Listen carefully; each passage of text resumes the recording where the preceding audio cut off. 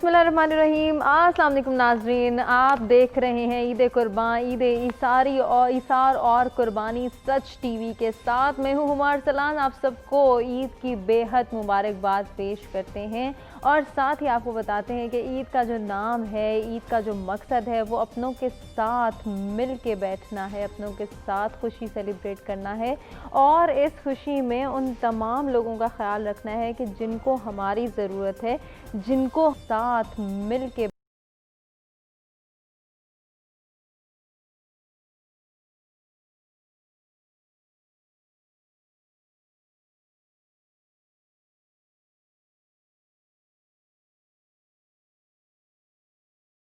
हैं। और ईद उल अज़हा की जब खुशी की बात होती है तो डेफ़िनेटली ये ईद तो नाम ही कामों वाली जो है वो ईद का है और काम के टाइम का है, खाने पीने का है, मौज मस्ती का है, अपनों के साथ गिले शिकवे दूर करने का है और खुशी मनाने का है। तो हमारे मेहमान किस तरह से अपनी खुशियाँ सेलिब्रेट करते हैं और कितना टाइम जो है वो पार्टिसिपेट करते हैं ईद उल अज़हा की तमाम तर एक्टिविटीज़ में, किस तरह से मैनेज करते हैं अपने स्केड्यूल को, गेट टुगेदर्स कितनी होती हैं, बारबेक्यू पार्टीज़ कैसे होती हैं और क्या क्या सेलिब्रेशंस होती हैं, कितना एंजॉय करते हैं, वो अपनी ये तमाम तर मसरूफियात, अपने त्यौहार, अपने सोशल सर्कल को कितना टाइम देते हैं, अपने फ्रेंड्स को कितना टाइम देते हैं, वो फ्रेंड्स जिनसे वो रोज़ नहीं मिल पाते उनके लिए मौका होता है कि त्यौहार पे उनसे मिला जाए, खूब गपशप की जाए, गिले शिकवे मिटाए जाएँ और साथ ही साथ इन गेट टुगेदर्स में होते हैं खाने, मज़ेदार खानों की भी बात होगी और साथ साथ हम जानेंगे कि हमारे मेहमानों को कौन कौन से खाने पसंद हैं, ऐसी कौन सी रिवायती डिशेज़ हैं जो कि ईद उल अज़हा के मौके पर उनके घरों में बनती हैं और उनके कौन से खाने पसंद है, ऐसी कौन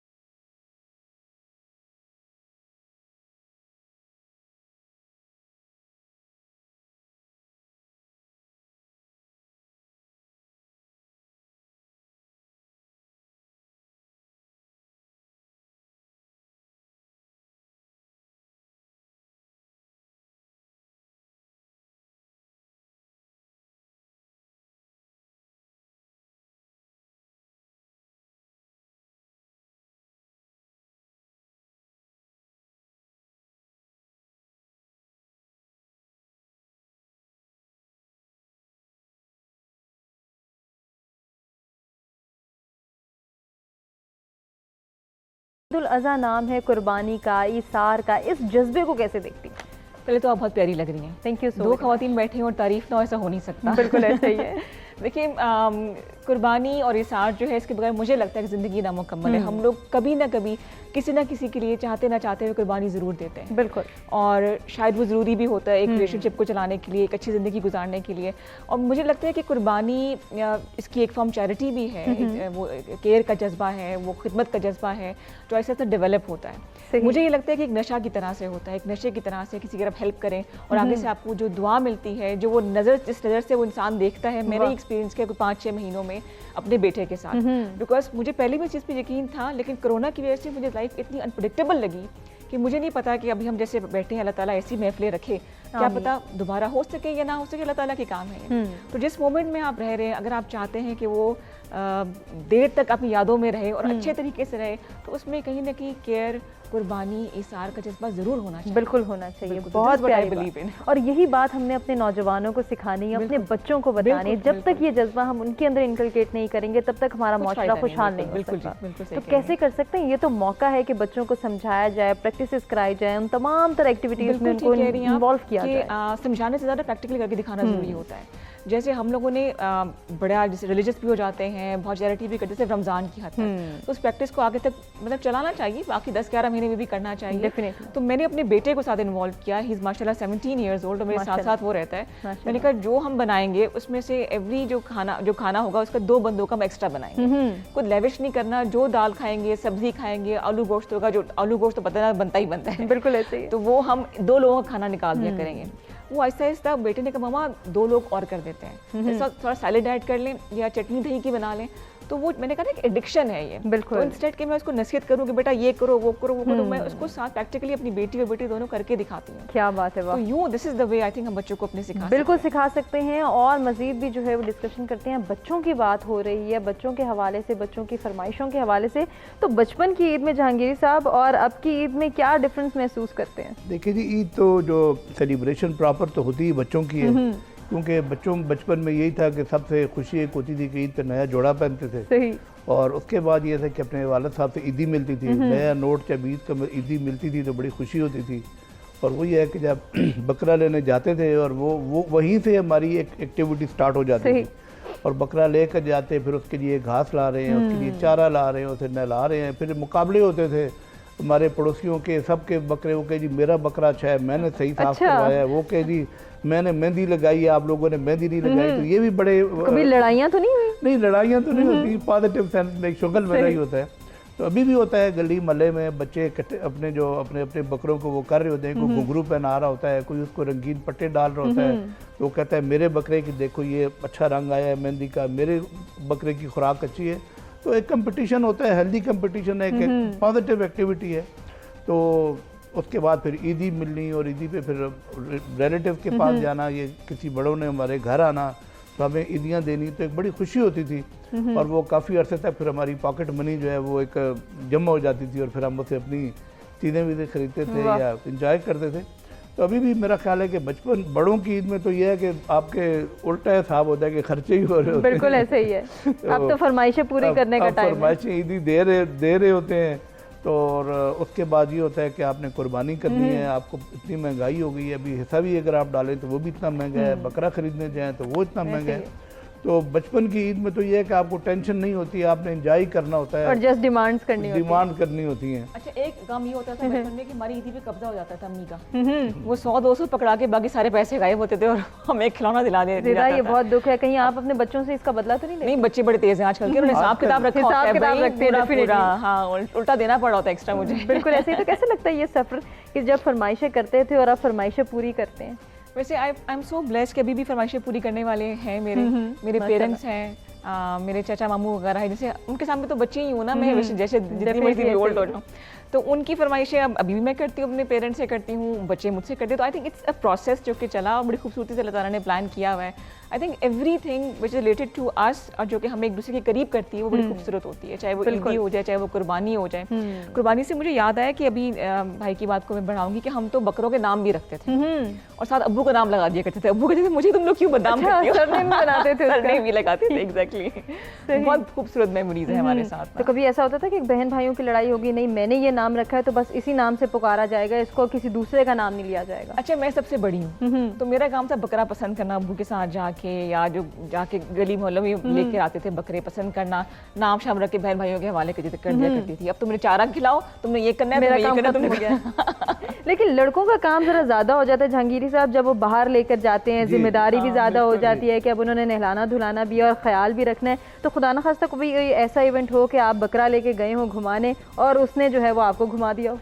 एक मेरे साथ एक मिसहैप हुआ था। वो ये हुआ कि मैं G9 में रहते थे तो बकरा रात को पहले मैं नहीं ले सका, तो रात को मैं बकरा गया पेशावर मोड़ में, जहाँ ये जो अभी तो खैर वहाँ 9th एवेन्यू बन गया, तो वहाँ पे मंडी लगती थी। तो मैं गया, काफ़ी आगे से जाके मैंने बकरा ख़रीदा और पैसे शैसे दिए। तो वो मुझे कहता है जो बकरा बेचता जिससे मैंने ख़रीदा, उसने कहा कि साहब जी मैं आपके साथ गाड़ी तक छोड़ने जाऊँगा कि आपके कपड़े गंदे हो जाएंगे।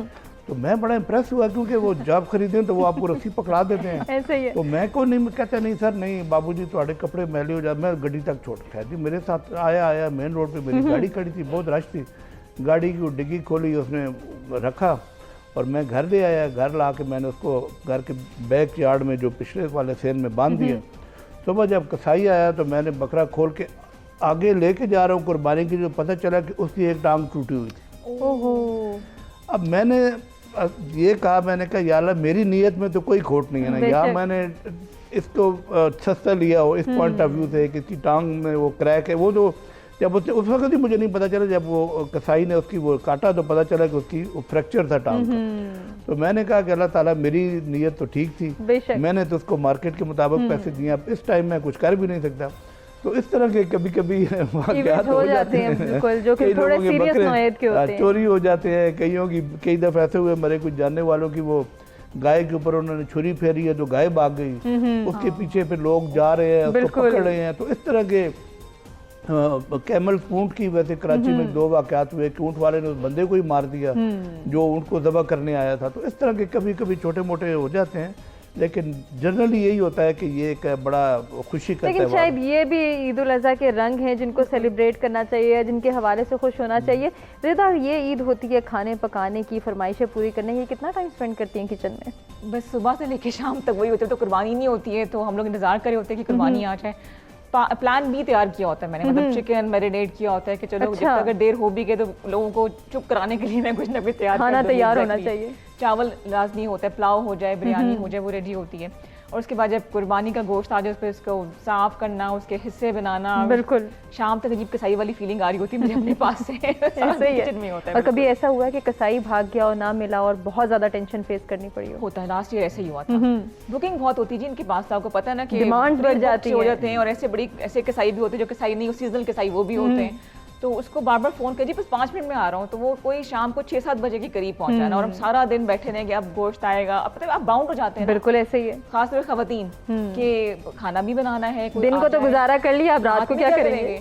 अच्छा, उस वक्त जो मर्द हज़रात होते हैं उनकी शामत आती है, कहाँ गया कसाई भाई, किसको बुक कराया था? तो वो ऐसे ही होता है। मर्द हज़रात फिर किस तरह से रिस्पांस देते हैं जहांगीरी साहब? कभी कोई ऐसा इवेंट के फिर गुस्से में खुद ही बकरे को ज़िबा कर दिया? नहीं, खुद तो खैर करने का रिस्क नहीं ले सकते, और लेकिन कसाईयों का जैसे उन्होंने बताया कि इतनी ओवर बुकड होते हैं। और दूसरा ये होता है कि हर माली मजदूर वो सारे कसाई बने होते हैं, तो वो तो जल्दी इजीली मिल जाते हैं। लेकिन जो प्रोफेशनल कसाई हैं उनकी बहुत डिमांड होती है। वो तो कई दफ़ा आपको ईद के पहले दिन मिलते नहीं है, आपको दूसरे दिन की बुकिंग देते हैं, तीसरे दिन की बुकिंग देते हैं।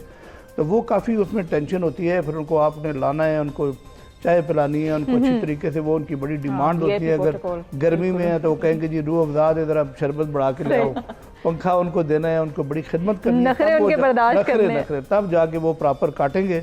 अदरवाइज तो वो थोड़ी वो मार के कुल्हाड़ी वगैरह ऐसे भी करते हैं, वो लटका के चले जाते हैं कि हम अभी आए 10 मिनट में, और वो 10 मिनट 10 घंटे बन जाते हैं। इस तरह भी करते हैं क्योंकि उन्होंने बाकी सब लोगों को उनको ये भी डर होता है ना कि जिनके साथ कमिटमेंट है उनका कोई और कसाई ना आ जाए। तो वो जाके ज़बह करके छुरी फेर के, मतलब 5-6 लोगों के घरों में बकरों में छुरियाँ फेर के, फिर ताकि वो उनको बुक हो जाए कि कोई और ना आए। बिल्कुल। तो उनके भी ज़ाहिर बात है, वही दिन उनका भी कसूर नहीं है, कमाई का यही एक टाइम होता है कि सुबह से और फिर लेकर रात डिमांड तक इतनी होती है, उनको डिमांड भी होती नहीं है। पता होता देखना कि हमने उन्होंने किस-किस भी की अपने डिमांड पूरी घर, करनी। बीवी, बच्चे छोड़ के, उनको देखे ना हम लोग अब सुबह ईद की नमाज पढ़ते हैं बच्चों के, उन्होंने सब चीज़ ये छोड़ी होती है सिर्फ एक कुर्बानी के लिए। कपड़ों में उनके ब्लड खून भी लग रहा होता है, सारा कुछ है। तो मेरा उनकी ख्याल है जाने देखा जाए तो ये भी कुर्बानी का जी, एक जी, बेहतरीन जी, जज्बा है। इसको जी, जी, कंटिन्यू जी। करेंगे, हमें नाज़रीन एक ब्रेक की जाने पड़ना, ब्रेक से वापस आते हैं, डिस्कशन को आगे बढ़ाते हैं।